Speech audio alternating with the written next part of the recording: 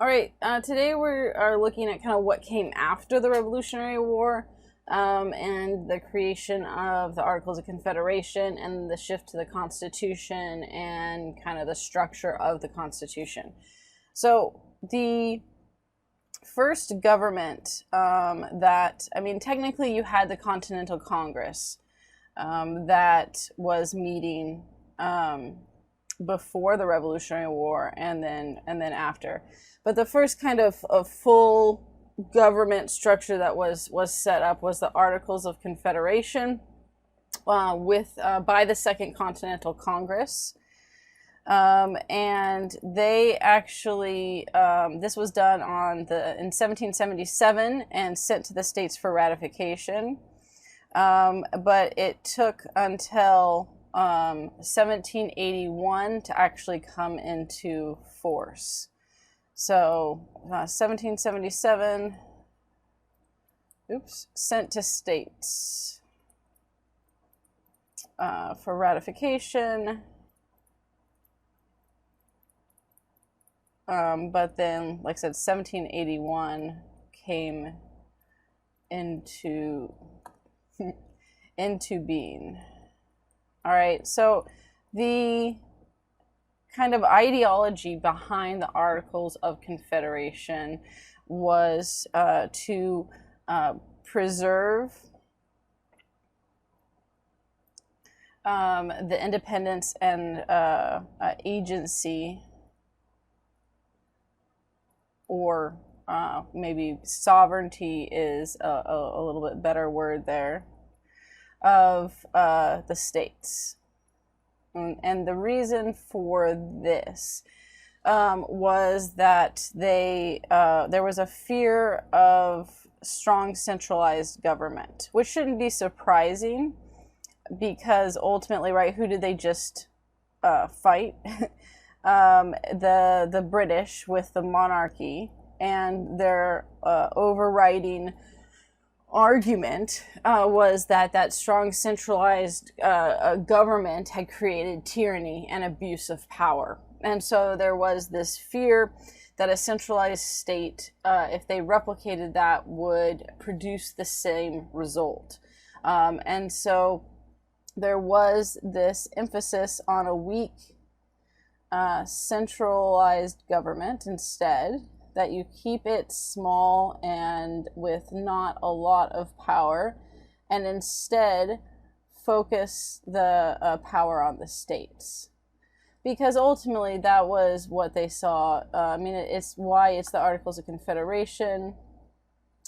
It was that they saw the states as the strength and that independence and sovereignty that they should have was the ideal. But this is going to be problematic for several reasons. Ultimately, there's just, even in the early years, there's too many states that are independent of each other in a way, and different with what their needs and wants, and so getting them to agree on things as a confederation it becomes problematic almost from the start. And so you have Congress that would remain central within the Articles of Confederation. So let's look at, but then the states would have a lot of independence with that. So let's look at what the powers of what the Articles of Confederation had. So the power that the Articles of Confederation had, or the central government, right? Because that's what that is. The Articles of Confederation, this is looking at then, so the centralized government, this is the powers that they have. The first was that they did have the power to conduct wars. Okay, and we're gonna look over these when we compare the what they had the power to do and what they didn't. They did have the power to deal with foreign relations, so diplomats working with other countries and things like that. And then they had the power to borrow and issue money. Okay. Now, what they did not have the power to do, we'll make this why I waited to kind of talk about these three parts, because you really need to talk about all. There's three in each thing, then they go together as far as how they interact. They did not have the power to, the first thing, the power to regulate trade. So they could not regulate trade at all. That had to be left up to the states. They could not draft troops. And lastly, they could not levy taxes. Right? They couldn't create taxes. So let's look at this. You can conduct wars, but you cannot draft troops, right? I guess I should have put these in the same order, but that's okay. Well, this becomes a problem, right? So you're going to say that we need to go to war, but you can't draft any troops to go to war. And so I guess it puts you as a glorified general. The Articles of Confederation, that were the general. So if all of the states agreed to go to war, the states could draft troops for the war, but the federal government could not. They just got to conduct the war itself. You could have foreign relations as far as diplomats and things like that, but you could not regulate trade, which is a huge part of foreign relations, is dictating trade.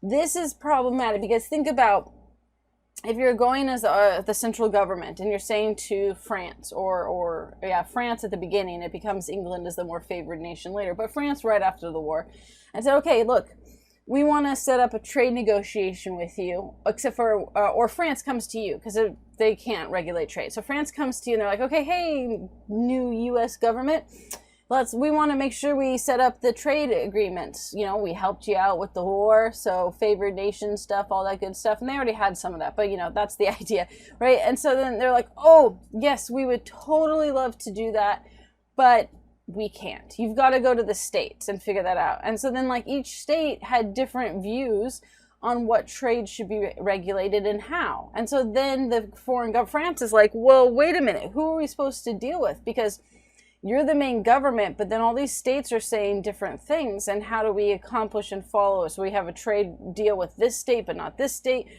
What do you guys do? Which creates a problem, because then they neutered themselves in terms of power, and they had no power to do anything. And then the last one, they can borrow and issue money, but they can't levy taxes. So you can borrow money, you can print money, but you can't levy taxes. So how do you, taxes are necessary. As much as people hate taxes, taxes are necessary for running a government. The states recognize that. The states levied their own taxes, but the states didn't want a central government.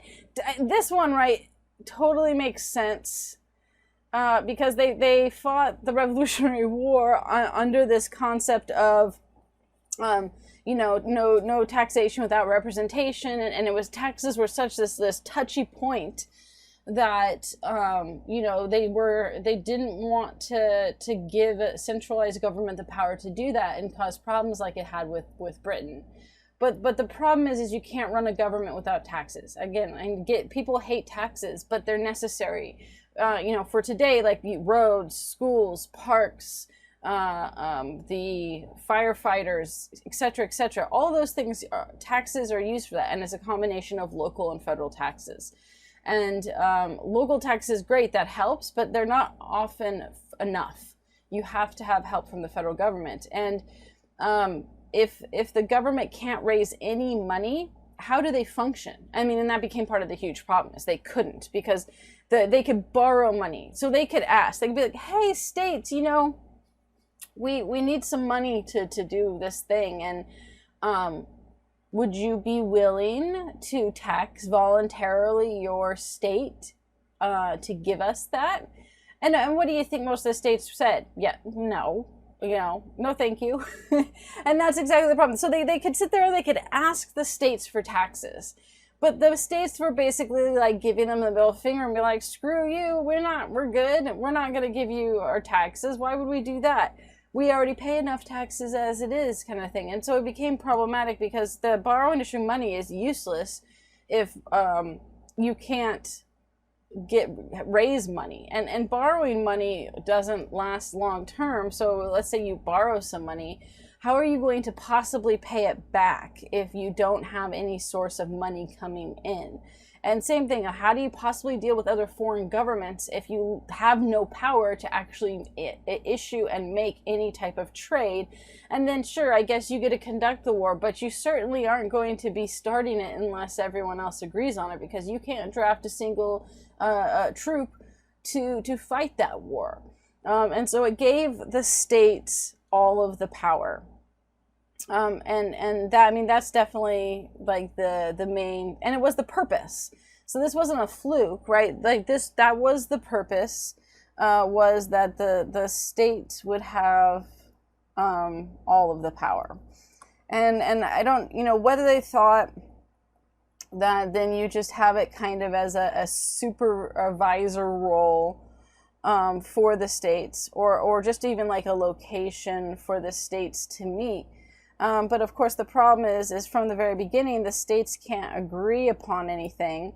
So you then aren't acting as a single nation. Instead, each state is acting like its own independent nation. And this caused problems because you had foreign powers that were like, one, were confused and were like, who are we supposed to deal with? It also caused problems with them like not getting any kind of respect. The centralized, the Articles of Confederation, the centralized government did not get respect from the foreign powers. They were like, why would we deal with you? You've got no power to do crap. We'll just go deal directly with the states. And so it ended up cutting out a lot of any kind of power or access they had to that, essentially. Now, there was technically a president of the Articles of Confederation, but the president had very limited power, and it wasn't like an executive branch that we have when the Constitution is set up. Because again, the president,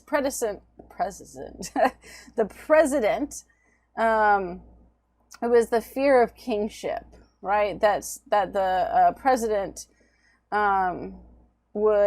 could be potentially become like a king, and so keeping the limited power prevents that from happening. Their role was to sign formal agreements and paperwork. So if you did manage to make an agreement with a foreign government, then they signed those. They also were there as a moderator between the Congress, with the Congress, and the states. That was kind of that role. In fact, one of the earliest presidents of the Articles of Confederation got so bored with the job, he said it was super tedious and boring that he contemplated resigning. Oh, and it was only a 1-year term. So each year you replaced the president, and it was the president was someone from Congress. So technically there were presidents in the Articles of Confederation, but they weren't presidents like what the president was with the Constitution. It was a very type of president that develops out of the Constitution than what develops with the Articles of Confederation. Each state had a single vote in Congress, and at least 9 states had to approve any measure, which was very difficult to do. So imagine if, this had stayed as the rule, and you keep adding states. We have a lot more states than the original states after the Revolutionary War. And so if this had been the process, which then obviously they would have had to change the number of how many states, but I'm sure it would have stayed like with the ratio from of the 9 states, right? that how impossible it would have been to get anything through, and it would have just been gotten harder and harder as more and more states joined. So this wasn't a tenable government structure, although people were not interested initially in getting rid of it. When we actually get to this transition to looking at a constitution, it happens because they're looking to fix the Articles of Confederation, not replace it. Replacement comes because that ends up getting kind of pushed and falls into that in some ways as well. Let me finish this. At least 9 states had to approve any important measure in anything that you wanted to get passed by the Articles of Confederation, ultimately required that involvement. So again, the issue here is that one, they don't have any power. The power that they did have was pretty much negated by the power they didn't have. The states were reticent to give them more power, and not super cooperative in letting them lead in any kind of centralized way. And then the fact that the states didn't agree on anything meant that even approving measures and bills were very, very difficult to do. But at the same time, like I said, people were not quick to want to change the Articles of Confederation. That wasn't the initial goal, but there was acknowledgement very early on that this system was not working, and they needed to fix it somehow. How they were going to do that to make it tenable. And what's interesting is this, when you look at when we get to the Confederate States, so if we skip ahead for just a second and we talk about the Civil War and the Confederate States of America breaking off, seceding, and becoming their own, not nation per se, but group, they modeled the Confederate States of America on the Articles of Confederation, right? It's even within the Confederate, right, states, it's Confederation. The idea with them is that they gave the Confederate States of America's federal government, central power government, was very, very weak, and they focused a ton on states' powers. And this ends up being one of their downfalls for why they lose the Civil War, because ultimately it doesn't work.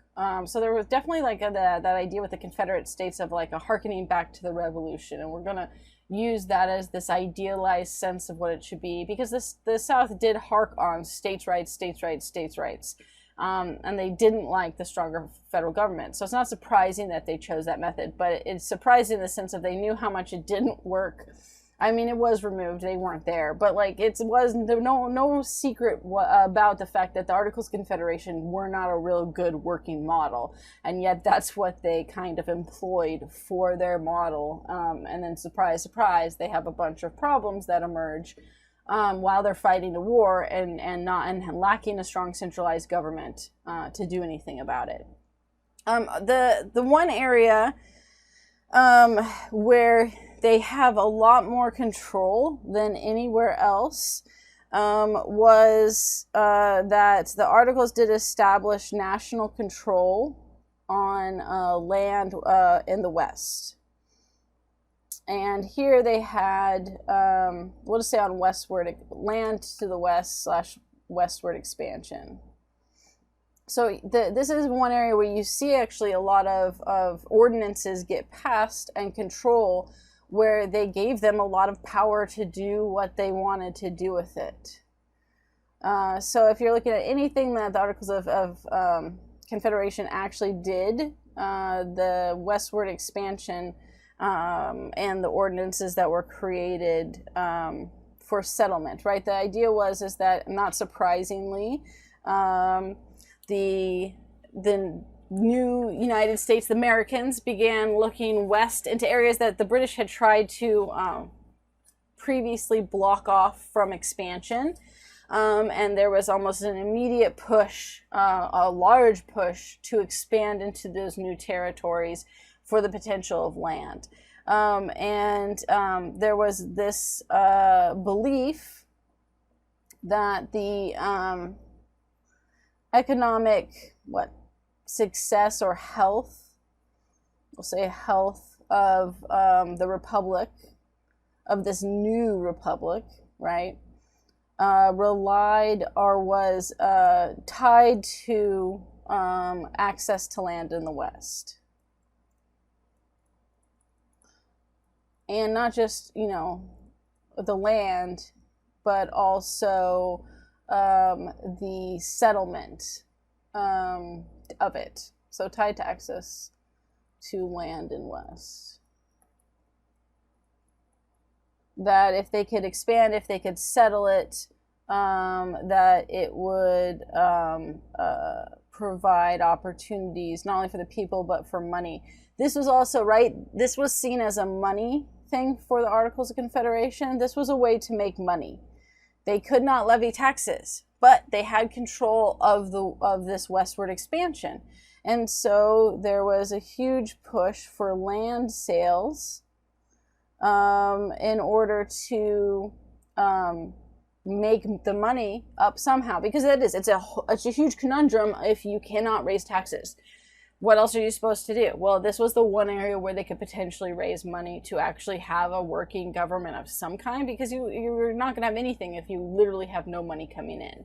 The other thing was for whatever, there's a variety of reasons that people wanted the centralized government to take charge of this. Not everyone, but there was a general consensus that the centralized government should control this. And some of the arguments for this were that, well, otherwise, if it's unregulated, well, actually, let's put it under here.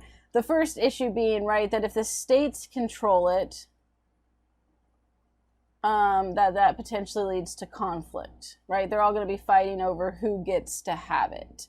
And if it's unregulated, that can lead to problems with conflict with Native Americans, conflict between settlers and land speculators. So unregulation or lack of regulation leads to conflict as well. So the idea that there was too many variables that were going to cause problems if you didn't have a strong centralized group making the decisions for everyone, because they at least recognized very, very early on that no one was going to agree on what they should do with this, because there were multiple people that were interested in it. So what comes out of this from the Articles of Confederation are land ordinances. And the land ordinances, there were several that took place, three main ones that we're going to look at. The first one was the Ordinance of 1784. And they didn't give them any kind of fancy name. They just named them ordinances of the date. And so this was set up for creating what the ordinance did, not states, is it created stages of self-government for land for the West, right? So that like this period, this is how this would be.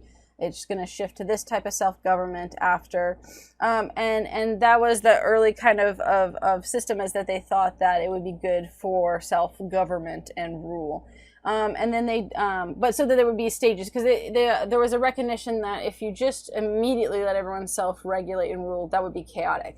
So you have to work your way towards the end goal of self-governance. So what they did is that they divided up the region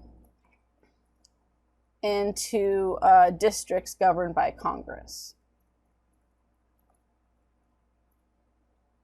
Right, that way it had a sense of control, and they could manage how it developed. Oops, not government. Governed by Congress.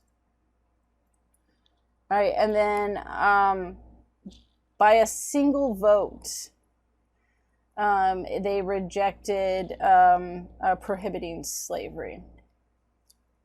So there was a clear interest in prohibiting slavery in the West. And it's going to come about in a later land ordinance where they will then prohibit slavery. But they tried in 1784, but by a single vote, it didn't pass. So slavery was allowed. And this is going to be important. This is kind of a what if game. If they had outlawed slavery from the start in westward expansion, would there have been the same sectional tension that emerged as it did versus having slavery and then later banning slavery in westward expansion? And what if games in history are hard because it's not what happened, and you can't know all the possibilities of how people would have reacted. But it is interesting to look that there might have been less sectional tensions, at least for a longer period of time. It may not have, because you still were going to have slave owners looking to move west, and many were willing to flaunt the rules anyway. So it may have just inflamed it earlier, even. Which could have been the other option. And that's the issue with what if, right? Is really, you could make an argument that it would have delayed the sectional tensions. You could make an argument that it would have just inflamed sectional tensions even sooner as the South pushed back against it. It all depends on how they began to move out. If they had moved out into those areas with slaves, even against the prohibition of slavery, it probably would have made the sectional crisis at a more rapid pace. If they had not moved to the West because slavery wasn't allowed, then it probably would have decreased the sectional division. But again, it totally depends on how then the slave owners in the South would have reacted to that decision and what they chose to do. Okay, so the next one is the Ordinance of 1785. Okay, and this one regulated land sales north of the Ohio River.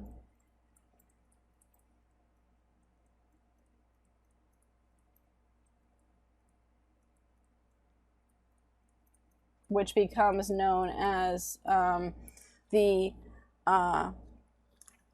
Old Northwest later in time. With this, they set up prices for sale. So they sold land in sections, and these were in sections of a square. Well, it was not. It was they broke up the land into sections of a square mile, but they didn't sell 1 square mile to anyone. The minimum amount of that you had to buy. Minimum amount to buy was 640. So, or 640 square miles, or $640, because they sold it was $1 per square mile. So it sounds like a great deal at first, like, sweet, we can go out and get like a square mile for the people who didn't have a lot of money, right? It initially sounds great because it was $1 per acre. Here, we'll put it that way. So you had you had to buy a minimum of 640 acres, and that was $640 because it was $1 per acre. But the thing is that it initially appealed to people because it looked like it was going to be cheap, but then the amount that they required to buy was a lot, and this is going to create problems. Let's put that under here. So what you're going to end up having is this ends up limiting average Americans from purchasing land because it was too expensive, and encourages land speculators. And that could be individuals or companies. It was both. Who would then, what they would do is they would buy it up and they would, once they had bought, so there was no restrictions on how you divide the land after you purchase it. So they would buy lots of acres or acreage, and more than the minimum requirement because they had the money to do so, and then divide it up into smaller plots.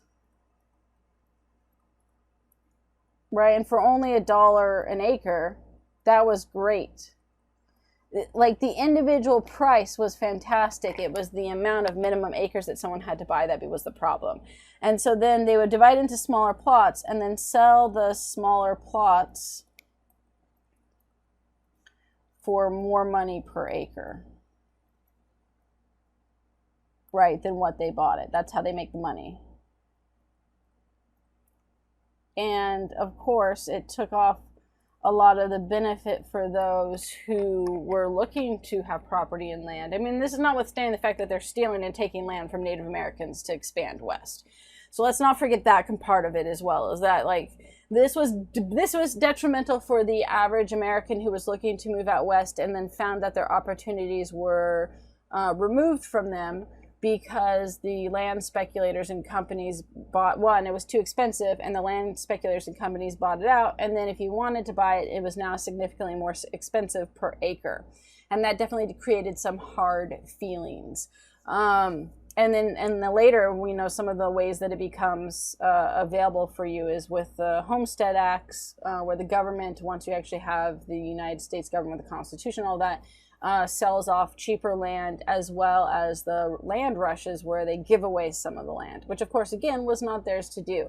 This also created conflict because there were some settlers who moved out early on before this was all decided in 1785, and they were essentially kicked off their land. One of the sources, which I didn't put on the reading list, but one of the sources in Chapter 7 of Voices of Freedom actually is a petition about that. The fact that they were early settlers, they lived out there, they actually they argued they were the ones who had struggled to keep the land because, well, they moved into Native American territory and took it, and then there was conflict and fights, and they said, but we struggled through that.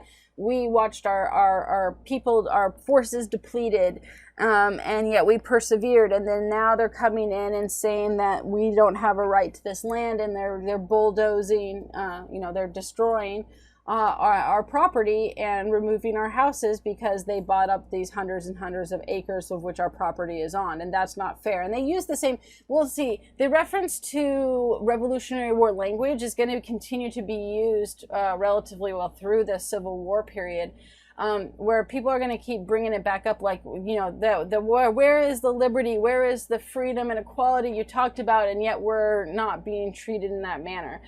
So there, not everyone was happy with this. The private businesses that had petitioned Congress for this were, though, that this is what they wanted, because it definitely was a way to make a lot of money. And several of the founding fathers, including Hamilton and others, had land speculation out west. Because it was a good way to, as it was seen as an investment. If you could afford it, it was an investment to make money because you could sell it for more later. And there was kind of you had the early people who wanted to move out there, and they probably got a cheaper deal because that's starting it out. But once things are established, it became a lot more lucrative, and people wanting that land. And then you have the Ordinance of 1787. Now, this ordinance, what it did is it essentially set up the eventual establishment of these territories of 3 to 5 territories to become states. So they were looking to the future with this, with the idea that, we don't want them to just remain territories. We eventually want them to become states north of the Ohio River. So there definitely was, from very, very early on, a look towards the future of development of states. And then that the idea that territorial expansion and self-government would go hand in hand. Right, that as you continue to expand, that the goal would be for self-government. And then they did outlaw slavery in the Old Northwest, which, again, as I mentioned with the other one, when it failed, this was extremely important because this is going to lead to the sectional crisis that is part of the Civil War, or what leads up to the Civil War. Okay, so let's look at the last thing then. Let's see, what number are we on here? We are on our letter.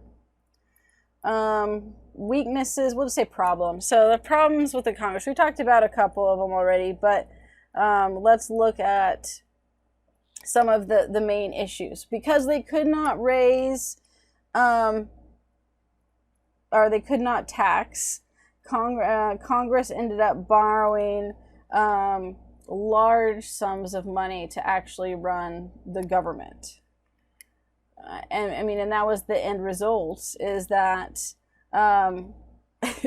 what are you supposed to do? The other problem is that Congress had already borrowed a lot of money before the Articles of Confederation anyway. So you had this whole problem of debt, and they had raised large sums of borrowed large sums of money, not raised.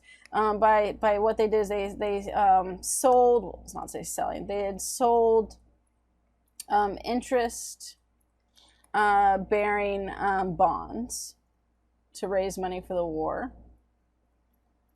And of course, you have to pay that back with interest.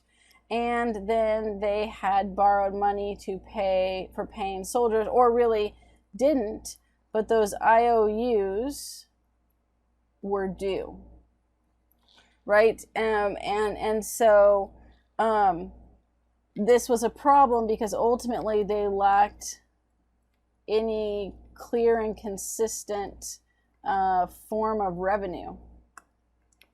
So how are you going to pay the soldiers' IOUs or the interest-bearing bonds when you have no money to pay that? And so that's a significant problem. And then they also were unable to do anything to make any real policy or anything, because the states developed their own economic plan. And not just own economic plan, like they really developed their own foreign plan as policies as well. But with the states, one of the big things that the states did is that they imposed their own tariffs, tariff duties. Oops, not tariff. On goods imported abroad. But each state was different, right? And that was also a problem that way. And so there was no economic policy that the Articles of Confederation could really do, because it didn't allow for them to navigate that. The states had total and complete control, and every state had a different policy behind that. And then you also had massive goods that began flooding the market, underrating the businesses of craftsmen, and drove down wages. And this ended up having people lose money out of the country, or really drawing money out of the country, because they didn't have, where we'll put it with trade, right? The lack of control on trade regulations, since they could not make their own regulations, this flooded the market with foreign goods. And this then lowers prices, lowers wages, and overall hurts the economy, right? So I mean that's the end consequence and problem with that. Now, one of the other things that happens is what this creates is a post-war depression. And that's going to lead to Shays' Rebellion. We'll put that as a separate thing here. So with these problems we just mentioned, right, that what we see from that is a post-war depression. Even if some individual states were doing good, as a whole, because of the lack of centralized control and unity, you get this post-war depression. There was no way to pay for their debt. There is no way to regulate the trade to prevent flooding the market with different goods that undercut everything else in that process. Now, from the very beginning, there was support for a more centralized government. But, they were kind of in the minority at first. As we'll see, most were wanting just reform. Those that were part of that, Alexander Hamilton wanted a more centralized government. Robert Morris and James Madison were some of the more vocal group or people that had support that. Nonetheless, it wasn't enough to initially do anything. It wasn't popular at all. And so they even tried to get continental a 5% duty on imported goods to be levied by Congress to pay the debt, but it was ultimately rejected. So they were trying, right, their first attempt at showing a more centralized government was to say, let's all the states approve this measure to allow the Continental Congress to levy a 5% duty on imported goods. But, like I said, ultimately rejected, which then doesn't help the situation at all. Now, states levels were having the same problem. So states having the same issues. Even though they had more power and control, the problem is the states are still smaller. They did, however, have a benefit, right? They were able to they relied on taxes because they could require taxes to pay their debts. So that allowed some benefit, but it also created its own set of problems. More at the local level with the people. Okay? Where you see this tension arise is with poor farmers. They had already, a lot of them already had significant debt. And so when the states then start imposing additional taxes, they saw state level taxes as unfair. And again, it's coming off of the Revolutionary War, where taxes was a dirty word. And so again, it's not surprising, having trouble writing here, that would have been the mentality for it. Many of these farmers had fought in the Revolutionary War. And why that's important is just, again, that they, had been entrenched in this ideology of freedom, liberty, taxes, tyranny, all that is bad. And so now we fought against this. I mean, that was an argument. We fought against this, and now you're doing the same thing that the British are doing. Because everyone wanted it to be more local and more local and more local. This was exasperated by the fact of what happened to debtors.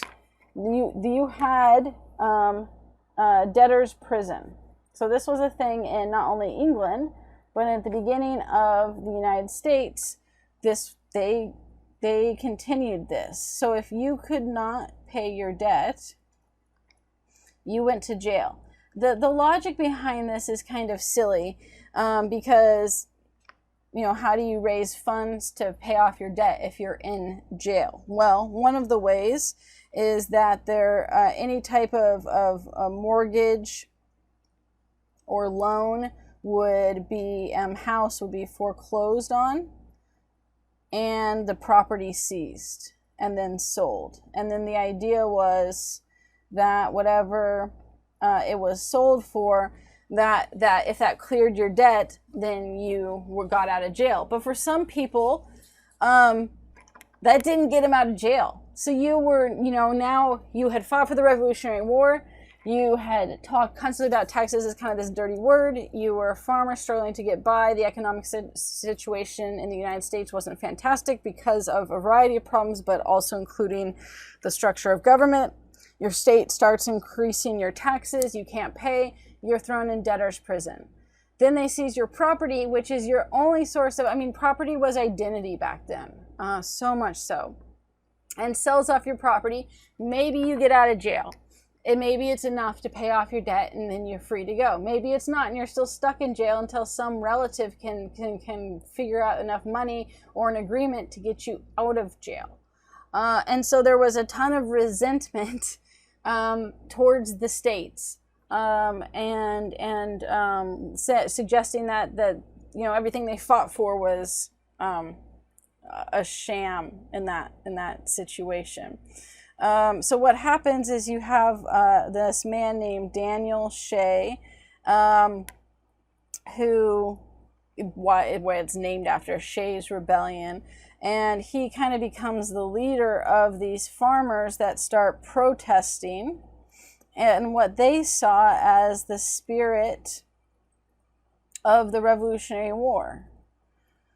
And were surprised and didn't like that the states did not respond well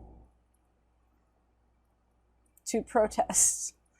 So you have this saying, wait a minute, this was promoted as this good thing, and now it's somehow a horrible thing. Well, they ended up forming a large group, and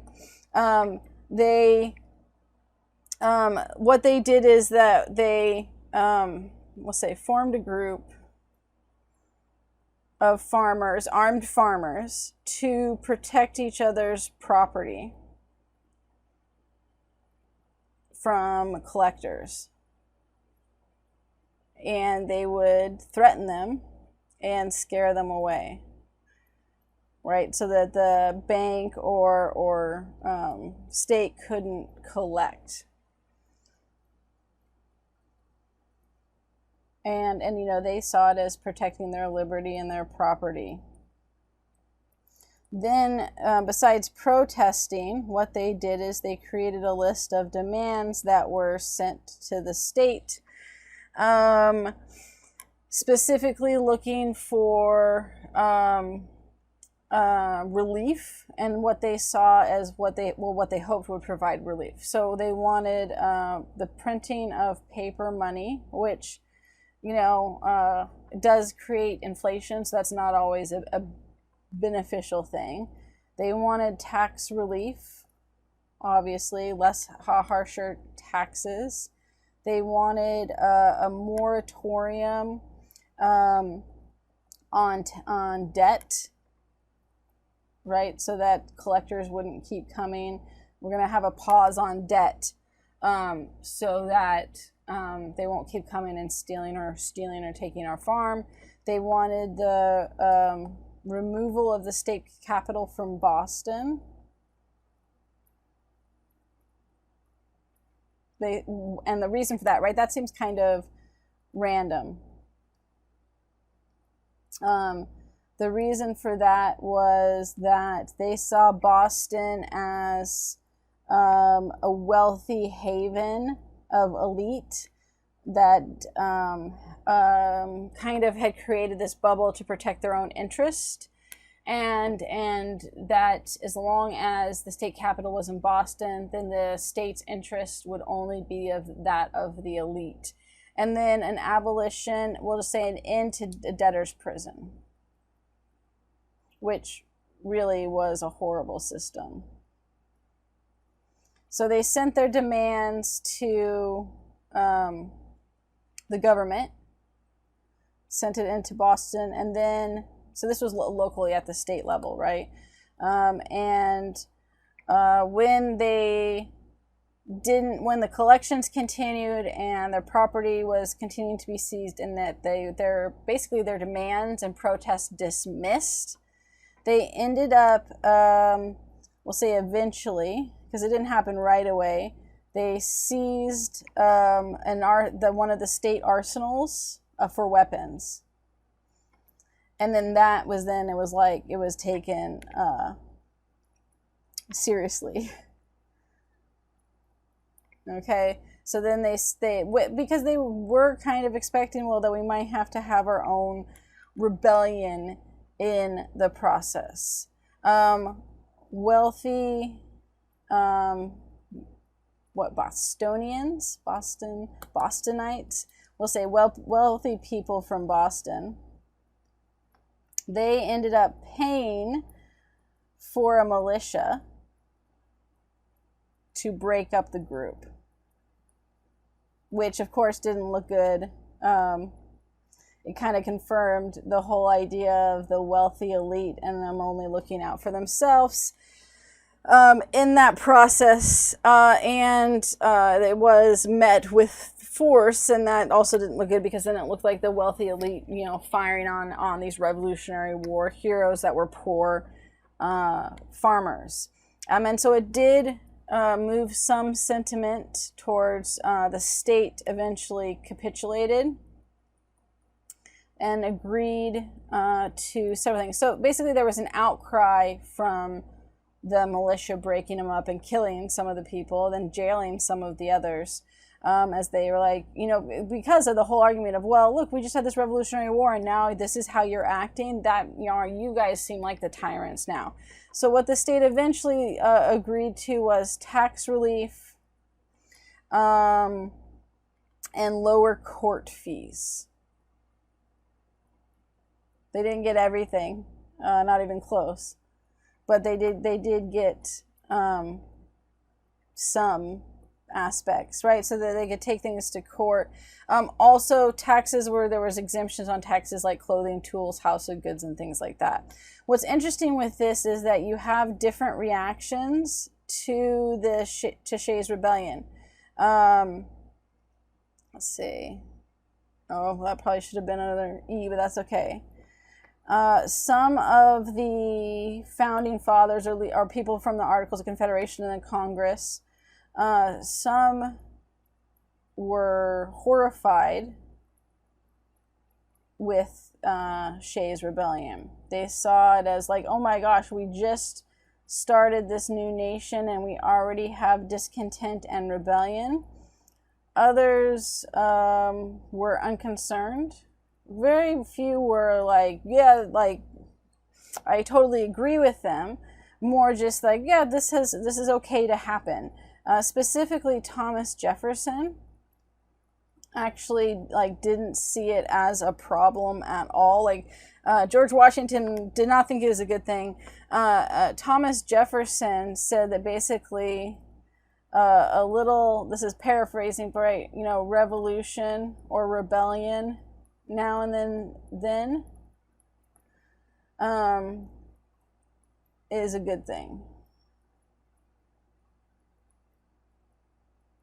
And specifically that the blood of revolutionaries and tyrants needs to be spilled every once in a while. It refreshes the tree of liberty.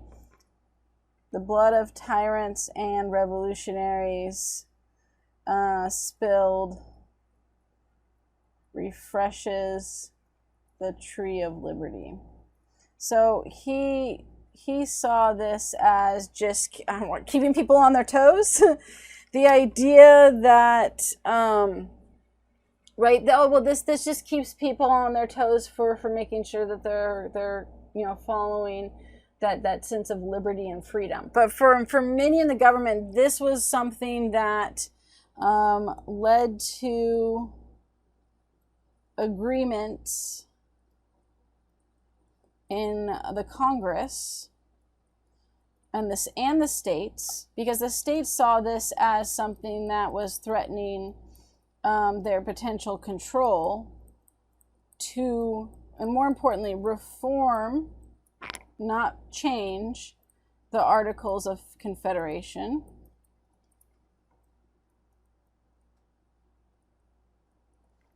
To a stronger to some stronger centralized power. Now, they didn't want to get rid of it. They didn't want to give it full centralized power. There was still concern on giving too much centralized power. But they were seeing the economic problems. They were seeing this type of social problem, right? Because of, right, the economic and social problems. There was more of agreement to decide that the Confederation as it was needed to be reformed in some way. And so what they did is they set up that they were going to have delegates that would meet in order to reform this system. So that leads us to 3, the Constitutional Convention.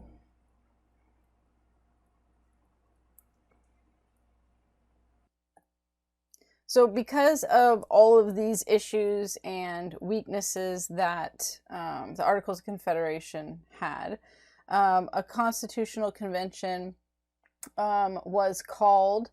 And well, first they were called together to approve a national convention, and the Constitutional Convention, even though it was poorly attended, not the Constitutional Convention, but the meeting to approve it, they did go through with it. All states but Rhode Island attended the Constitutional Convention. And again, at the time, it was looking at improving the Articles of Confederation rather than completely changing it, although of course that ultimately changes. So you had 55 men that were part of the Constitutional Convention, and of course women were not allowed as part of the political process or as part of a Congress. These men are often called the Founding Fathers, especially those that played a big role within establishing it. Some of the characteristics and structure of that, let's put attended so that's clear what that is. The average age for the men that were part of the Constitutional Convention was 44 years old, but the oldest was 81, which was Benjamin Franklin.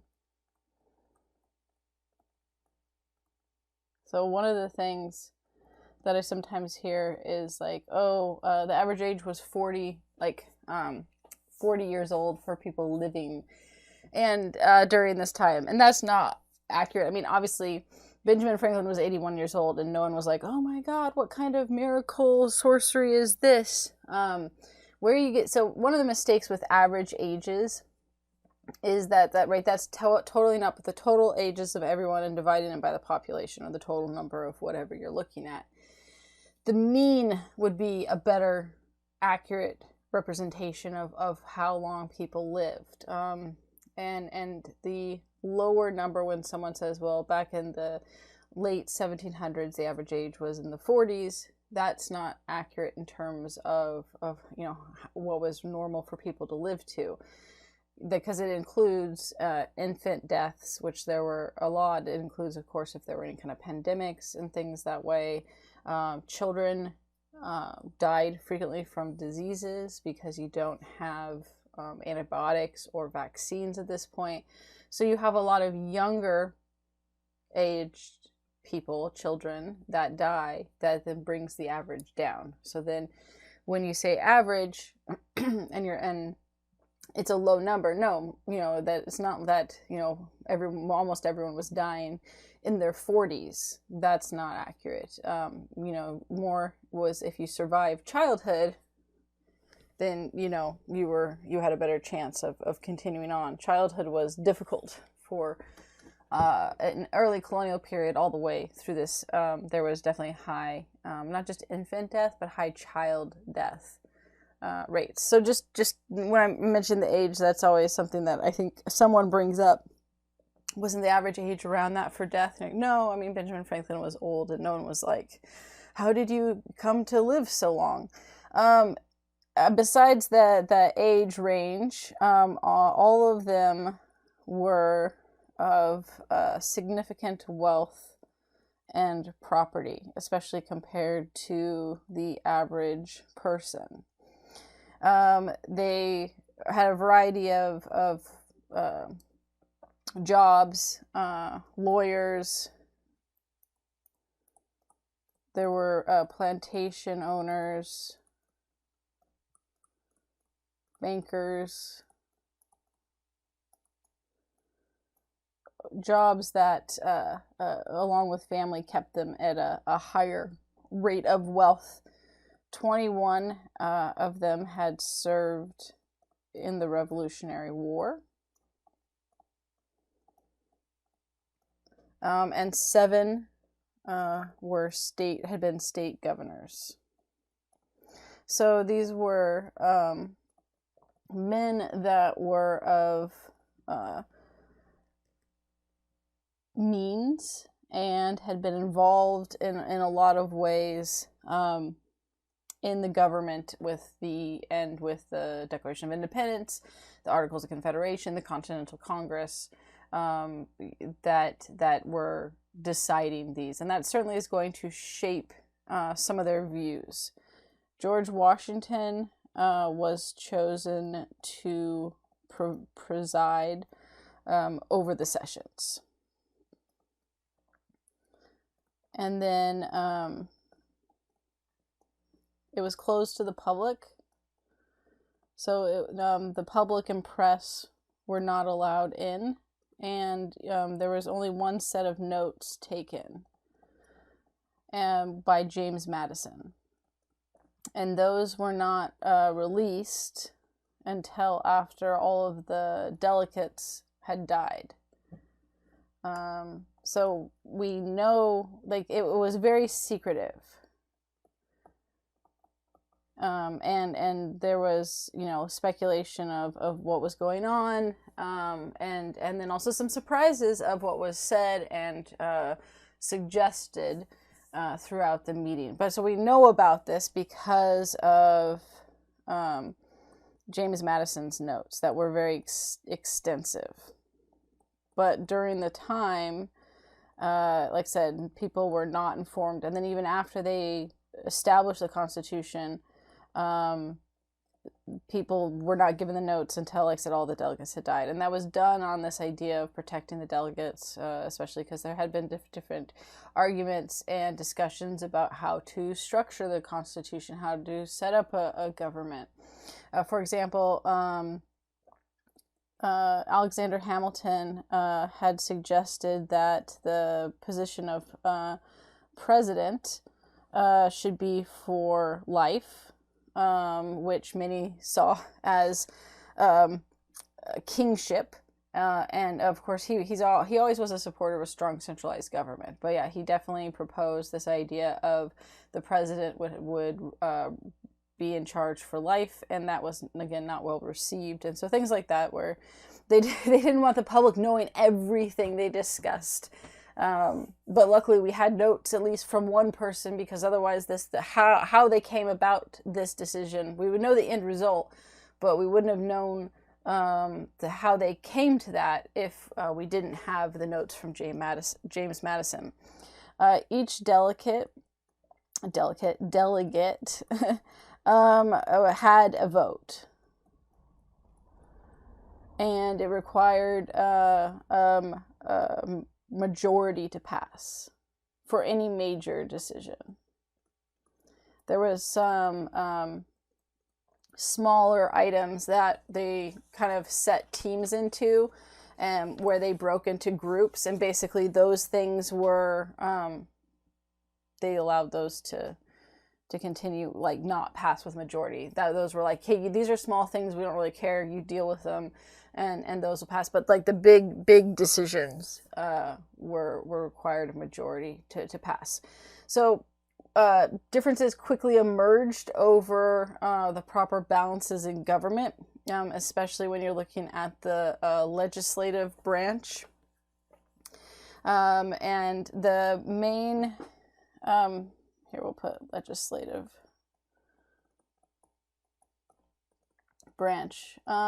With this, one of the first suggestions was called the Virginia Plan.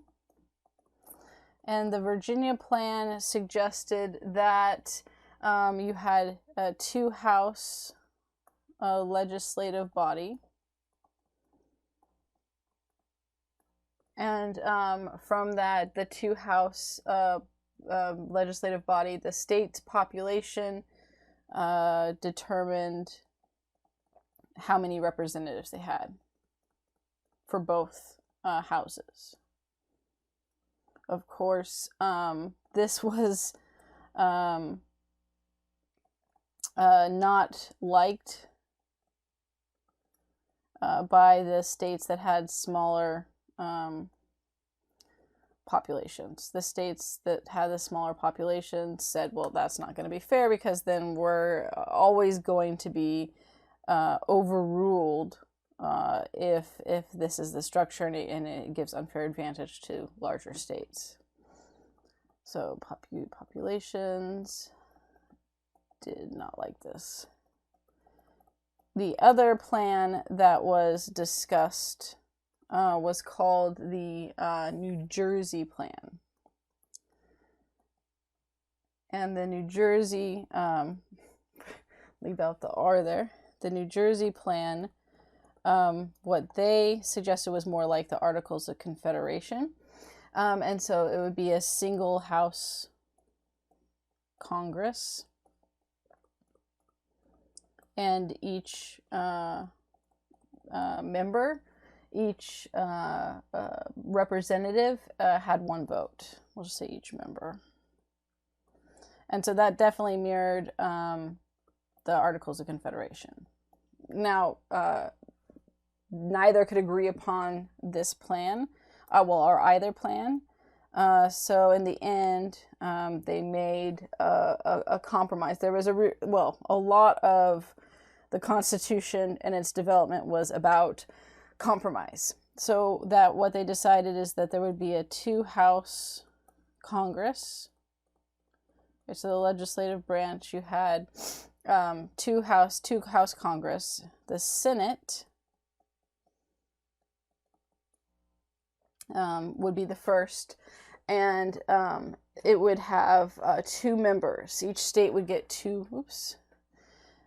Each state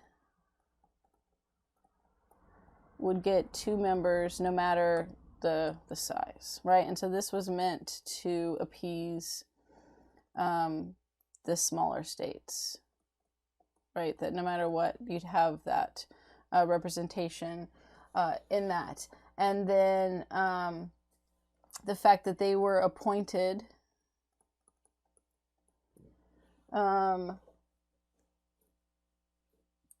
that they were elected by, they weren't elected by popular vote. That's not, so here, not chosen by popular vote.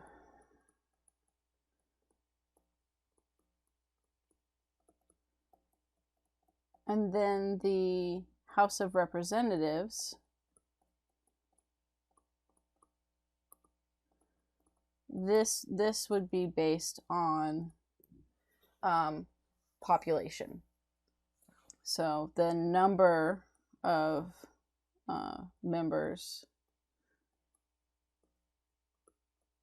based on the population of each state.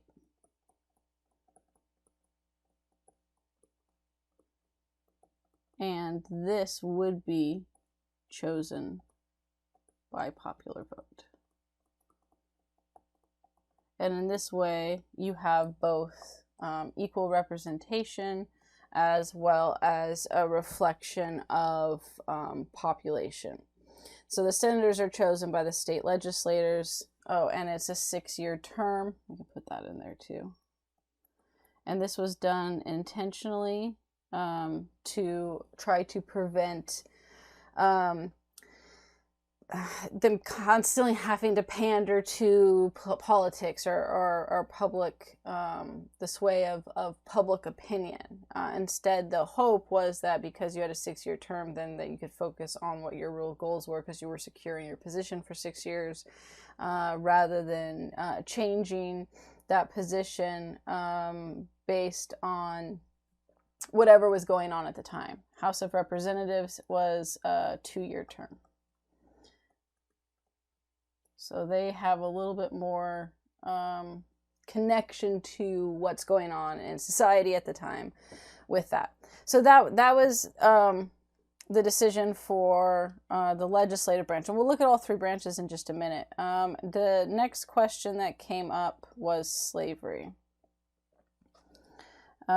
which was a massive sticking point. And we almost caused the collapse of the convention. There, definitely you had abolitionists and then the South coming in with very specific goals of what they wanted to do. The big question that was attached to this, well, there were 2 things. Let's do the first thing, is that they did decide they did not want the mention of slavery, the name of slavery, in the Constitution. So they intentionally left out, well, so not only the name of slavery and laws regarding it in the Constitution. And this shows that did not cause a lot of debate. And I think it shows that there was an understanding that, and what many believe, that having slavery in the Constitution, having it laws or structures within it, the institution of slavery and its implications, that it could potentially tarnish the Constitution. So laws of or rules of slavery, the word slave or slavery did not appear in the original Constitution, specifically because of again, that idea of, they're talking about this idea of being this monumental document for the structure and foundation of society. And if you put that word in and your whole basis is on freedom, equality, that type of thing, but then you're talking about slaves and slavery, that becomes problematic. And so you have other words, they talk about bondage and things like that, but they didn't put the word slave or slavery. The next thing, though, the big question was surrounding slaves, as whether slaves would count for representation and taxation. So representation, actually, we should say, representation is for both. Representation in Congress and for taxes.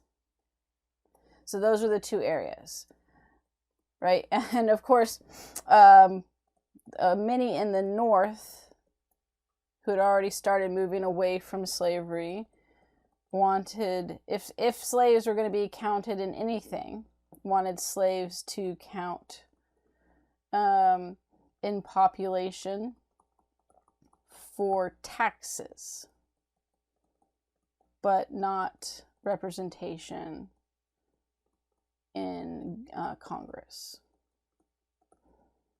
Right, so they said if we have to include slaves, then it should only be for the purposes of so the South should have to count slaves as part of their population to determine how much taxes they have to pay.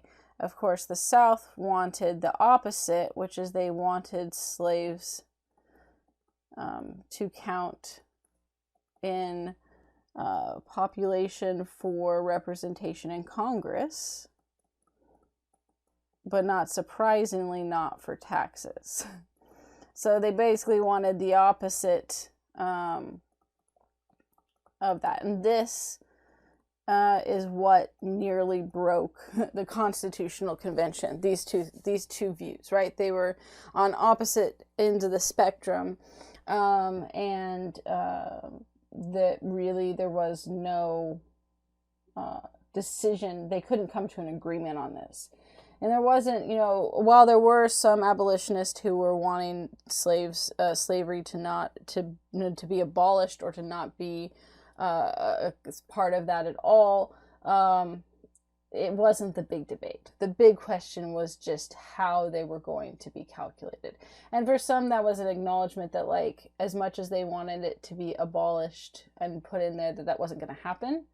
And they needed to have some kind of government. And in fact, even Benjamin Franklin said, look, this is not perfect, but it's gonna work. And it's gonna have to be, it's kind of like, this is all we got, and it's either this or nothing. I mean, it really did come down to that. It was a huge sticking point, so much so they argued for weeks, and it gotten to the point where they were talking about just ending the whole thing and just forgetting it.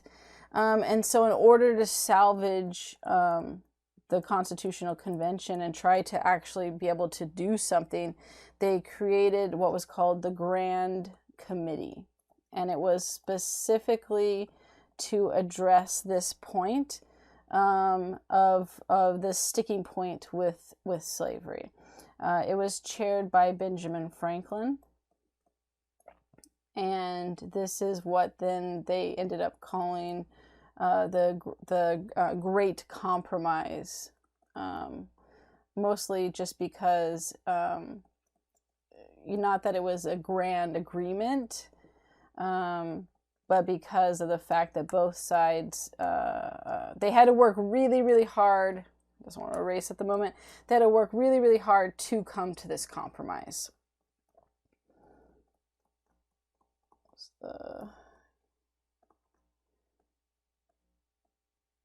So what was finally determined as the Great Compromise in this Grand Committee to attempt to salvage it is that that's, well, one, right, since it was the legislature and Congress were only, the House of Representatives is based on population. So that's where the issue was. The Senate was already by the two people, so they needed to determine whether or not slaves would count as population in determining how many representatives you had in the House of Representatives.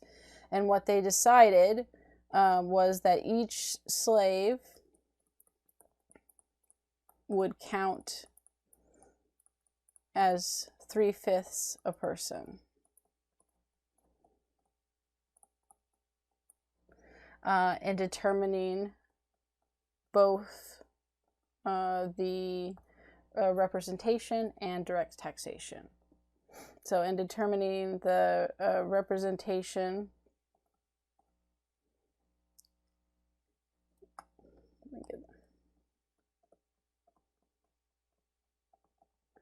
for the House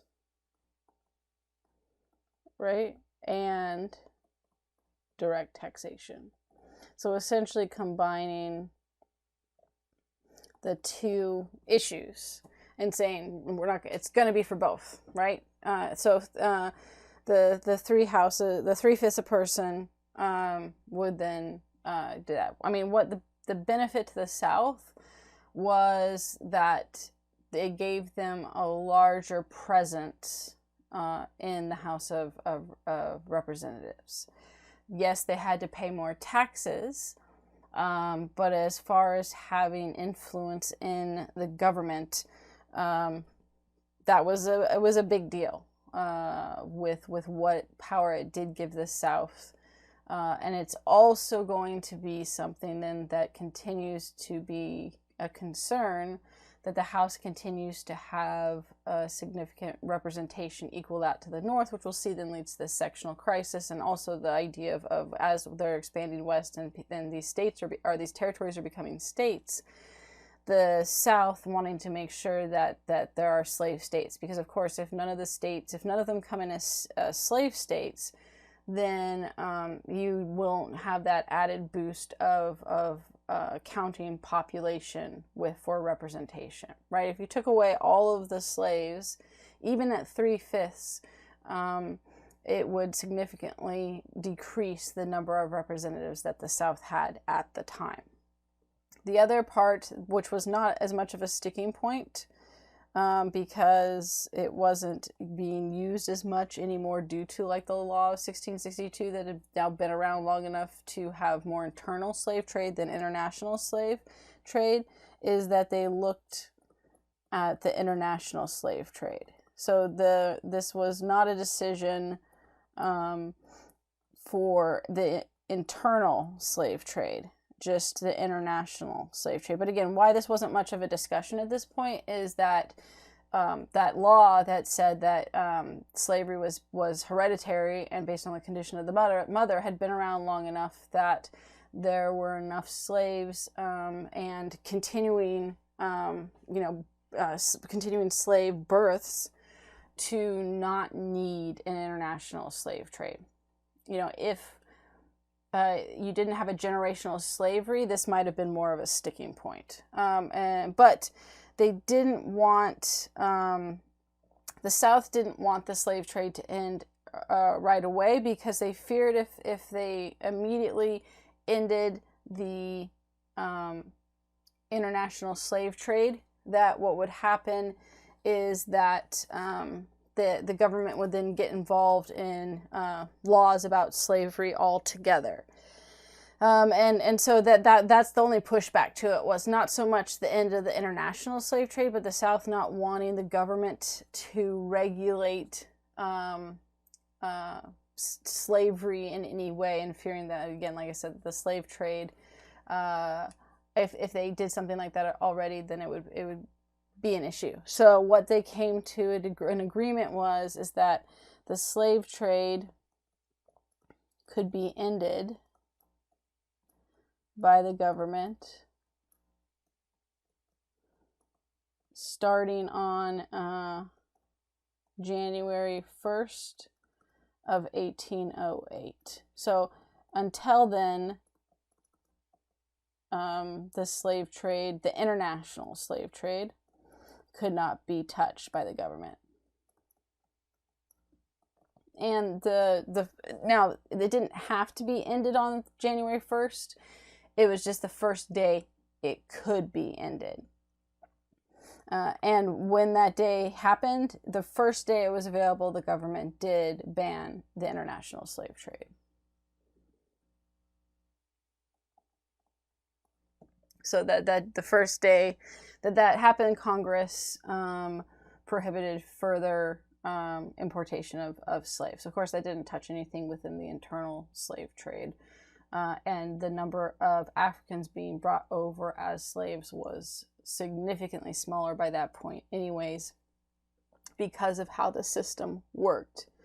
And then there was discussion of fugitive slaves, and essentially establishing slavery as property without, again, saying slavery and that connection, and states' rights with finding the slaves. This then creates a specific idea that, well, it's going to bring up the argument of whether or not, right, slaves going into free states makes them free. And ultimately it was ambiguous in parts about whether who was responsible for apprehending a fugitive slave, what judicial powers could be employed to return them to bondage. And so it was not fully clear. They just put it in. The South required, demanded that this was put in.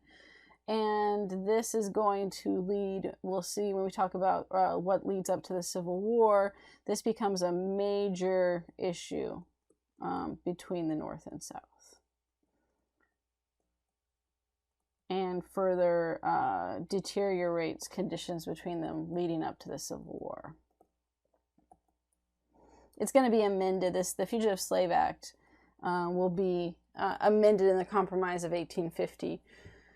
Where it gets more specific, and that's going to then cause even more problems. But like I said, the fact that that was part of the discussion, and the fact that it was somewhat ambiguous is going to continue to be a sticking point throughout.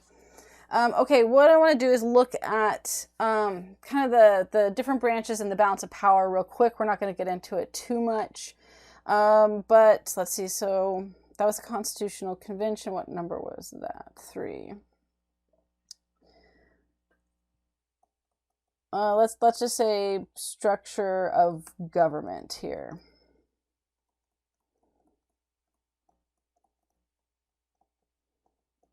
So what the Constitution hoped to do was look at both sovereignty and the limiting of power, but resolve the issues of the Articles of Confederation.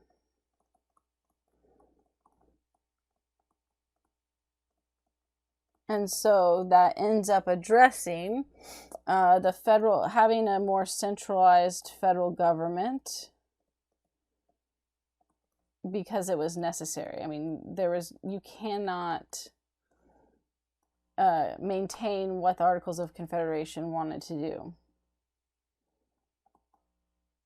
So that was more centralized, and more specifically had sovereignty over states' governments, which is important because that was something that the Articles of Confederation did not have.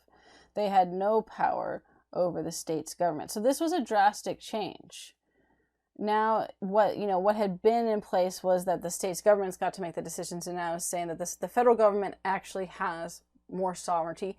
Then the question becomes, how do they exercise that, right? And how do you provide checks and balances in that process to make sure that because there still was a fear that the federal government could become a monarchy or fall into tyranny in that sense. And so the hope was that with this, right, of allowing them to exercise sovereignty over states' governments, but that there would be what they call, the power of the people. And this has long been debated, and there's certainly things that the Federalists and Anti-Federalists are going to argue about, and we'll look at with Electoral College in just a second with that. But the idea that within the levels of government, that the power would come from the people. Now, not all direct. The founding fathers did not believe in popular democracy. They did not think that all people should have the popular vote should count for everything, and we'll look at that in a minute. But the idea that in some way or another there's a variety of different peoples at different levels that can manage that, so that you have these checks and balances with the people and what they get to vote, with representatives and what they get to vote, and with the branches of government. So that creates, like I said, the branches of government are going to be able to check and balance each other. The people voting will get to check and balance certain things. The representatives will get to check and balance various things. And so that all of this, neither the state, and then of course technically the state doesn't get a check and balance, but federal versus state will allow for some checks and balances as well. Specifically that the state gets to have some control at the local level. The federal government can supersede state laws, but the federal government isn't going to micromanage state laws. And that's how it still works to this day, right? So like you think of like local laws and ordinances of what you can do. And it even goes more local than state. You have state, and then you have counties that have local laws, and the county laws might be different than some of the state laws. But there's things like, what do we care about controlling? The federal government gets to make certain laws, but the states get some agency in what laws they make for each individual state and how that varies. But that the federal government, ultimately their laws do supersede. If it comes in conflict, then the federal government's law is supposed to supersede the state law. But the federal government isn't supposed to make every single law for every state, because there was an acknowledgement that every state was different in what the needs were. So I'm going to put up this picture, and so I'm going to pause it for just a second so I can get that up, just so we can look at the different branches of government. Okay, so we talked about the legislative branch, but there were two other branches of government. This is part of the checks and balances, that they all check and balance each other, and even like there's multiple aspects of that. So you have the executive, which is where you get the president, vice president, and cabinet, as it's shown there, and then you have the legislative, and you have the judicial. Right, so the legislative, you have the House of Representatives and the Senate. The executive, you have the president, vice president, and cabinet. And the judicial, you have the Supreme Court and the other federal courts. And so in each one of these, the idea with the executive, so I guess I should have just done it under there, but that's okay. Right, you have the president, and ideally, well, you have the vice president that is doing stuff with it. The initial belief was that the vice president was a check to the president, and the cabinet could be not only working with, but a check for both of those. If nothing else, it is a role an advisor. Of course, the early vice president ended up being the second runner-up for president until Jefferson, who decided to change it because he didn't want Aaron Burr to be his vice president. So up until you had Washington, and the way that it was done was that the vice president, like Jefferson became vice president because he was the second runner-up. And to John Adams. You have George Washington, John Adams, and their vice presidents were the second runner-up. And then Thomas Jefferson ran and became president, and Aaron Burr came in second. And Aaron Burr thought he was going to be vice president, and then was unhappily surprised, when Thomas Jefferson was like, nah, I don't like that system. We're not going to do that. So the idea was, if they weren't choosing the running mate, right? If it was the vice president was selected to be the runner-up, they would have been more of a check and balance. Obviously, today, that system doesn't work like that. Okay, but the original intention, or at least how they were running it initially, was that that person definitely would have been. Now, the cabinet are advisors, so ideally, they and they're put into the position for different roles within the government, and the idea wouldn't be that they'd just be yes men, but rather that they would be a check and balance to the president and the vice president. If you look at like the government today, especially under this current administration, those who are not yes men get fired. So it's not a check and balance at all right now. But that was kind of what it was intended to be. And then, of course, with the legislative, this is still the case, probably actually to its detriment to this day, is that the Senate and the House of Representatives would be a check of and balance to each other. And especially because what has to happen is that they make a law proposal, and then it goes up to the Senate for approval. Right? Senate can make their own suggestions too and have it approved, but the idea was that each house or each group, right, has to approve the laws. And so by making sure that both have to approve the laws, it allows them to check and balance each other. You could argue today that it's so divided that it's no longer a check and balance, it's just a deterrent. But here's the thing, the Founding Fathers specifically said, some of them, again, not all, but some of them said they intentionally wanted it to not be easy for laws to get passed. They don't think they meant quite this divisive. I mean, George Washington said he didn't think there should be political parties. George Washington saw political parties as a divisive thing that would cause problems for the government. But they did want it to not be an easy process for laws to get passed, so that it provided checks and balances to the system of power. And then you have the judicial, and you have the Supreme Court, which also changed, and we'll look at that, because it changes relatively soon into the new government. But the Supreme Court's role changed to be arbiters of the Constitution, and that was not entirely what they were set up to be. They weren't originally assigned the task of determining what was constitutional and what was not. That's what it became to be.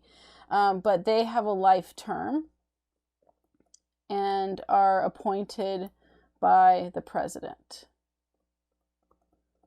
And the life term was very specific. As much as they said the 6 years for the Senate was to make sure that they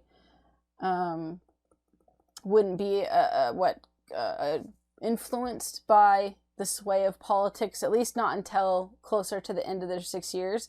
The Supreme Court was intentionally, those judges were specifically the life term, so that once they were in that position, there wouldn't be any period in time where they had to campaign and make rules and judgments based on the politics of the day. You could also argue that the Supreme Court has become more politicized recently, and that is extremely problematic, because if we lose faith in the Supreme Court's neutrality, no one is perfectly neutral, but that they aren't basing their decisions on political beliefs fully, at least not fully. I mean, there's no way to completely remove yourself from your values and your beliefs and your ideas. But that shouldn't be the overarching major reason for why you make decisions. And that was the fear, that if it wasn't a life term, that then they would make laws, they would approve laws and make judgments based on those political decisions as the major overarching theme, rather than what was supposed to be right or wrong. And so that's the significant danger if a Supreme Court gets too politicized with who the judges are, that they start making their rulings not based on what the Constitution says, but what the political party they are under wants. And if you lose confidence in the Supreme Court, that's potential for losing confidence for the laws of the land. And then the federal courts did not have life terms, and were not appointed by the president. And the federal court could, so the federal court was the first to hear appeals. And then you also have like the state courts and stuff that way too. And then it only after the federal courts, if it got appealed, would get kicked up to the Supreme Court. So the Supreme Court wasn't hearing everything. The lower level courts were supposed to determine things first before it gets to the Supreme Court. And ideally, well, and you do see this still, the Supreme Court doesn't always like to overturn other federal courts' decisions. And the federal courts had representation from the states. So while the Supreme Court, and there was an argument about how many should be in the Supreme Court, and that ranged from 3 to I think 15 or 20. So there was an argument of how many people should be in the Supreme Court. But the federal courts, they have representation from the states, so that each district or area has federal court judges, so that the states all have representation in the federal court system. And that's important because that is a check and balance in of itself, right? This part here allows for some check and balances of, so technically the Supreme Court then is a check and balance to the laws, as is independently, running out of space here, the federal courts with the representation. So the point is, right, that here we'll put that, right, this is the checks and balances. It's the structure of the body of the government, and it's so we'll put that, right, I already put the structure, but we'll say body of the government, 3 branches, that's what we'll go with, of government,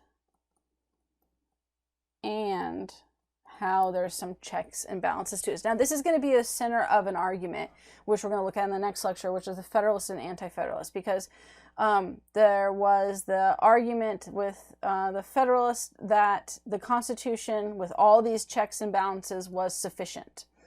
And then you have the Anti-Federalists who argued that there needed to be a Bill of Rights because this was not sufficient in protecting people's rights. And that's going to be the next big debate in all of that. Okay, the next part we want to look at, we'll go right here, is that you had the Constitution and the government were supposed, be supreme over the state governments who were not supposed to have the authority to defy that. But the federal government, specifically the powers that they gave them, are a clear connection to the problems with the Articles of Confederation. So now with this Constitution, right, the federal government now had the power to tax, which of course is a necessity for it to work, regulate commerce, and control currency. So all of those things, right? And this should be these were initially problems of the Articles of Confederation. So they very much, that was in the back of their mind of making sure, how do we make sure we don't end up with the same problem? Well, they addressed and saw where that became an issue. And then the other thing is that while they had authority over states, as I've been mentioning, they also were to leave some authority. So authority over states, but supposed to leave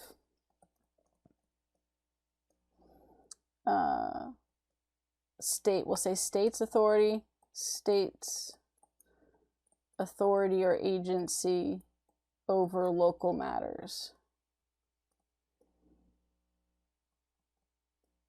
over local government and laws. So again, you want to, because they were never, it was never going to be a thing of like states can't have some rights. States' rights is still important to this day, and it is an important thing that each state has the right, because every state has different things that are important to their economy, to the people, to the makeup, and we are too large, especially now, but even back then. So if it was too large back then, we're definitely too large now with a number of states to have everything be one centralized law. There's the federal stuff that, yes, that this works for everyone, but then there's a recognition that the states need to have authority over local governments and local laws that aren't a direct impact on the federal government. That it doesn't matter, you know, that each state can decide its speed limit on roads, that the states can have authority over what they tax for state tax. The fact that, right, states taxation as well. So you have federal taxation, but the federal government doesn't control state taxation. They don't control local speeding laws. They don't control local smaller ordinances or policies. That is left to the agency of the state governments. And I think that wouldn't have been improved if that had been taken away completely, because that still was a very important factor within everything, right? And so then the structure of the branches, the three branches of government, and how they checked each other. The president also had, I forgot that one, veto power over Congress. So the president also has a check and balance over Congress with veto power, and yet the Congress has check and balance over the president by being able to override the veto, except for it's really hard to do. It's only been done a couple of times in U.S. history. So the president has more veto. His veto power is stronger than Congress's veto power of that veto. So you see Andrew Johnson ended up getting Congress to agree and was able to override his vetoes, right? So I'll put that on there, right? This veto power of president and the override, we'll put here, Congress can override president's veto. But again, that is super hard to do. It takes a good number of agreement, and we've seen that the Senate and Congress and House of Representatives rarely agree so fully to be able to override. But it has happened a couple of times in history, and they did that intentionally. And then you have, like I said, the federal governments that were protected from that. So the idea is that these checks and balances, this system, it was very complex. You ultimately, in 1878, 39 delegates signed the Constitution, and then it went out to the states to be ratified. And there were obviously discussions with that of whether it was enough, because at the same time, right, you had states that had created their own constitution. So this is the last part for this one.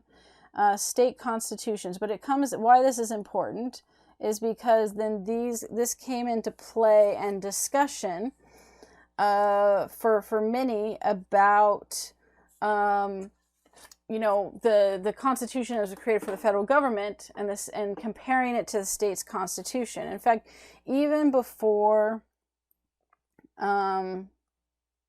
you have the Constitution created, the states, we'll just say states were already creating their constitutions. State constitutions were created very early on. And so, of course, they were looked to as the Constitution was sent out to be ratified and people looking it over, to compare how the states did things and whether that would contradict and whether it was a good model. But it shows the importance of the people and limitations. Oh, I forgot about Electoral College. I was going to mention that too. So let me actually just throw that in here. We'll put it down here. No, I'll just do it as a separate thing real quick because it is important. The popular vote versus Electoral College with the president. I meant to see I was skipping around. Actually, I have it. I can fit it right here. Voting. We'll do voting real quick and then we'll come back to the state's constitution. So one, you have, oh no, this will work after because it fits into the state stuff. So we'll do it at the very end because that is super, like I said, it is super important. But it'll work because it's voting is also part of within the states, state level. And so they were also looking at making sure that you had the limited authority of government and the people being involved. But one of the things that most of the states' constitutions also added was a Bill of Rights. And these Bill of Rights and the constitutions varied and in what they did. A lot of the states, however, were similar to the form of the colonial governments, that they had elected governors and senates that were appointed by the governors and council.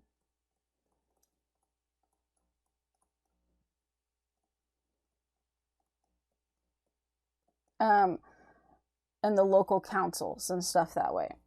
And then they did try to create separation of power. So it shouldn't be surprising that a lot of this, the Constitution for the federal government has similarities with separation of power and checks and balances. I mean, all of these people were coming from their states where they had their individual state constitutions and they had ideas of what they thought worked and what didn't. There was, from the beginning, a desire to limit the power of the governor and increase the power of the legislative branch in the states. And that goes and harkens back to the royal governors, even though, of course, these were not royal governors at this point, when it was like the fact of that bad memory of, well, the royal governors, right before the war, they were taking over and trying to have full power, and they didn't want that to ever happen again. Most constitutions were not direct popular rule, just like the federal government will not be. Or vote rule, but by vote. You had a variety of ways of how that happened, but there usually was some representative voting that took place. The Bill of Rights, one of the things with that is those varied too. You had a lot of the early Bill of Rights within the states were freedom of speech. Here, we'll put this down here, right? That these were things that they were thinking of from very early on. Freedom of speech, trial by jury, freedom from self-incrimination, the etc. The thing with this was that some states had a short Bill of Rights, and others had hundreds. So what's crazy is that to think about the states that had a Bill of Rights that had hundreds of things. And the reason for this came down to how specific do you need to be? And this will be brought up when the debate over the Bill of Rights for the federal government comes into play. How specific do you need to be? Do we need to address every single thing that happens? Potential. Do we need to talk about freedom of speech with writing, freedom of speech when speaking, freedom of speech with this? And some thought yes. Some thought that if it was not written, then there was a chance for it to be exploited and used. And those were the states that came up with hundreds of Bill of Rights, a list of hundreds of Bill of Rights. And then others who said, no, we can make it general and it's going to cover all that. Because, of course, the argument looking forward in time was, if we're super specific, then when things change in the future, those won't be able to be adapted, right? Because that was the other aspect of adaptability.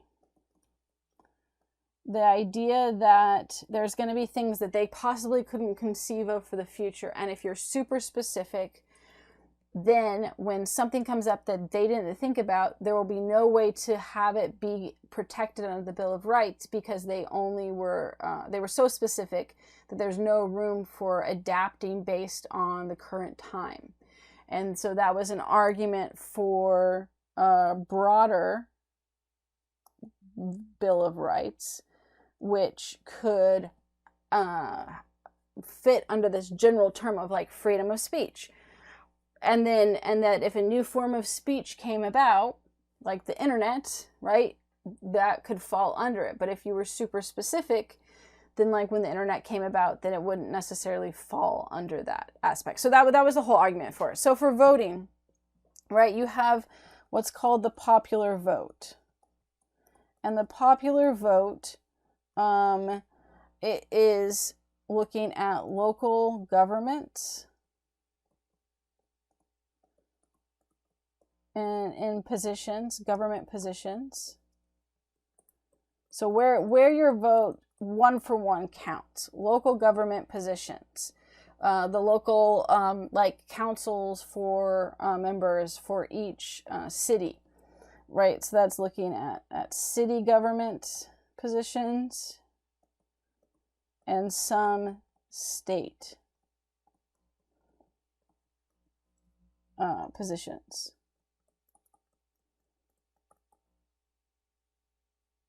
Then and local city councils make a lot of laws. Like there's a huge debate about the Electoral College, but the reality is if you want your voice to count and you want the most change in your area, you need to pay attention and vote with your local government, your city, right? So the city government positions make a huge difference in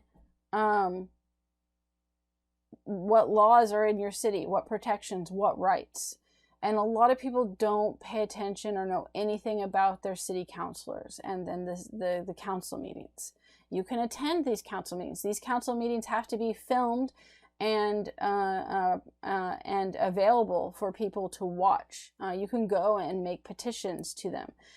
People run for these positions and people vote for them. And a lot of times people only pay attention to the president.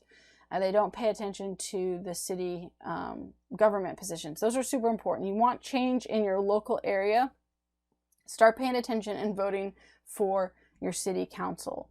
And then at the state level, voting for those positions within the state to make changes, and your governor, right? Those are important too, and obviously play a role.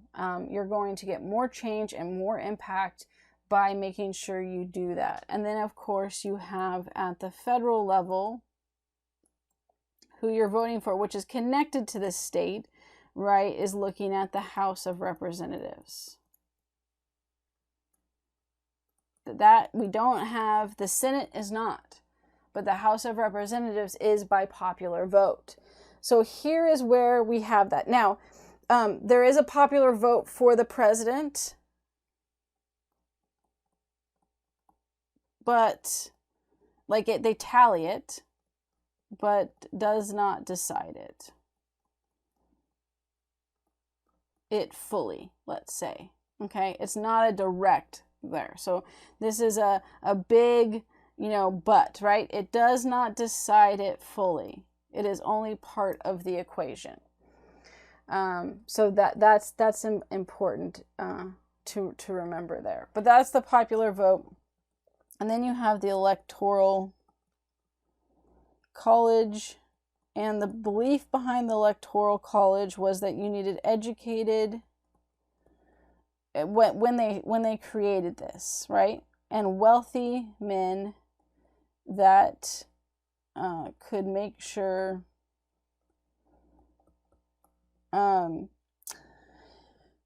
voting wasn't overrun by the mob of uneducated. The reality is that the founding fathers did not trust the average person, right? Let's say we'll say founding fathers here. They believed that only the wealthy and educated should vote. And in fact, when the Constitution was created, that was what it was. It was not all white men even could vote. Not obviously no one else outside of white men could vote, but not all white men could vote. There were property requirements.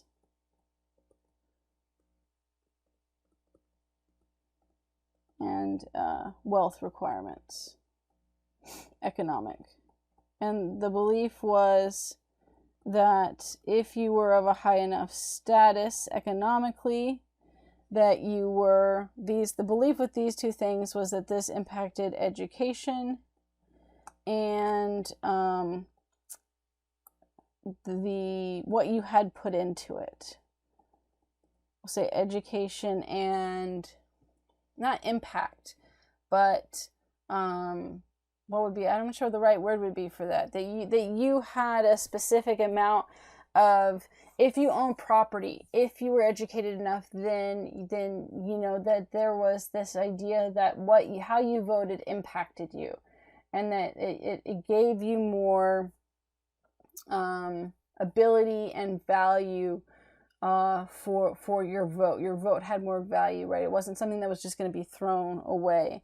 So the education, we'll say investment, was necessary for proper voting. So they did not create the Constitution or the government, the United States government, with the mind of being inclusive for everyone. It was elitist. And it was I put that kind of characteristics of the founding fathers. They were elitist. It was not a representation of the average American at all. And they, who could vote at this point in time, was very, very limited. It takes till Andrew Jackson for basically all white men to vote, and that's still only all white men at that point. And that was seen as the democratization of voting, where then the poor could vote. But the belief was that if you were not educated enough, if you didn't have enough investment, then it would lead to mob voting or mob rule, which would then lead to poor decisions and who would be in charge. And so they believed that the Electoral College protected would stop someone becoming president that was completely unfit for that position.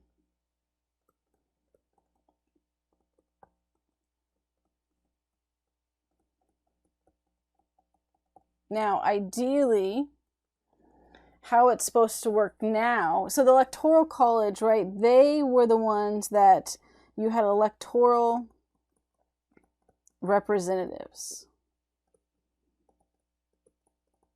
that were selected for each state. And they put in the vote for president. There was some account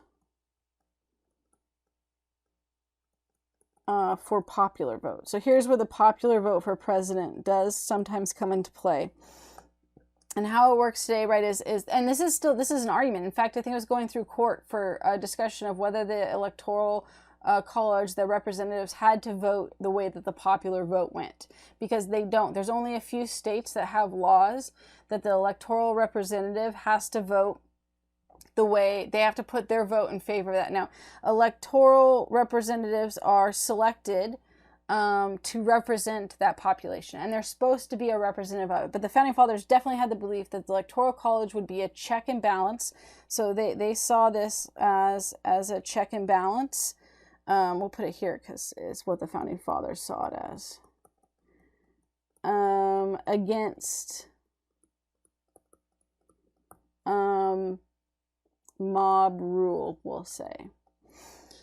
And so they believed, like I said, that if it ever got to where everyone could vote, or people vote for someone who was wholly uneducated, you had these educated and well-positioned men who could step in and be like, we're going to make sure that this is voted the correct way. And so the electoral representatives are the ones that they cast a vote for the president.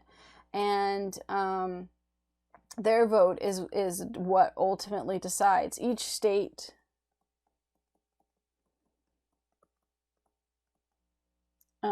states representatives